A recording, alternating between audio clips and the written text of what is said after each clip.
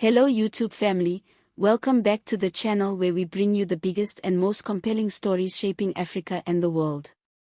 Today's story is one that has sent shockwaves through the political and diplomatic corridors of Southern Africa, a case that has stirred emotion, sparked debate, and raised important questions about national pride, sovereignty, and the balance between family wishes and state interest.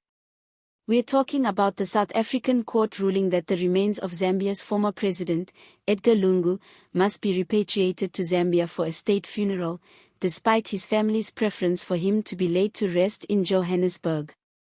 This is more than just a legal ruling, it is a decision with deep emotional and political significance. Edgar Lungu, who served as Zambia's sixth president from 2015 to 2021, was a controversial yet pivotal figure in his nation's recent history. His sudden death in Johannesburg left the Zambian public in shock, and as tributes poured in from across the continent, the question of where he should be buried quickly became a matter of public debate.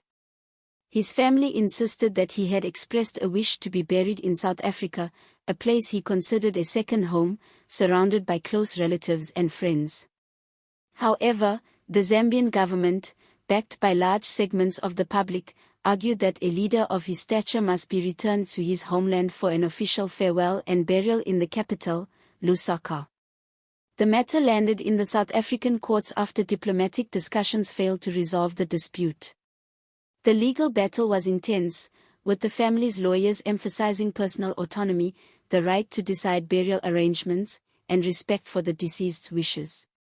On the other side, the Zambian government's legal team stressed the symbolic importance of having a state funeral, arguing that Edgar Lungu's role in shaping Zambia's modern political landscape made it a matter of national dignity and heritage. They contended that the people of Zambia deserved the chance to pay their last respects to a man who had held the highest office in the land. In a landmark judgment, the South African court sided with the Zambian government. The presiding judge stated that while personal wishes are important, in this case, public interest and the historical significance of the deceased outweighed those considerations. The court highlighted that leaders like Lungu are not just private citizens but also symbols of national identity, and their final resting place carries meaning for generations to come.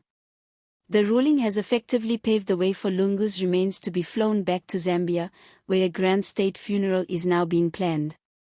The decision has stirred mixed emotions. Many Zambians have welcomed it, saying it reaffirms respect for their leaders and the traditions of honoring them within their homeland.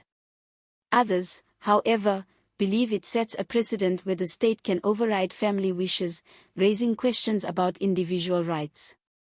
In Zambia, preparations are already underway for a funeral that is expected to draw regional leaders, dignitaries, and thousands of ordinary citizens. For some, it will be a moment of national unity, while for others, it will be a complex day marked by both remembrance and unresolved political divisions. This case has also sparked broader conversations about the intersection between personal autonomy, cultural traditions, and political symbolism. It raises questions that go beyond Zambia and South Africa, touching on how nations balance respect for individual wishes with the public's desire to honor historical figures. As the date for the state funeral approaches, the eyes of Africa and the world will be on Lusaka, watching how this final chapter in Edgar Lungu's life is written, not just in history books, but in the hearts of the people he once served.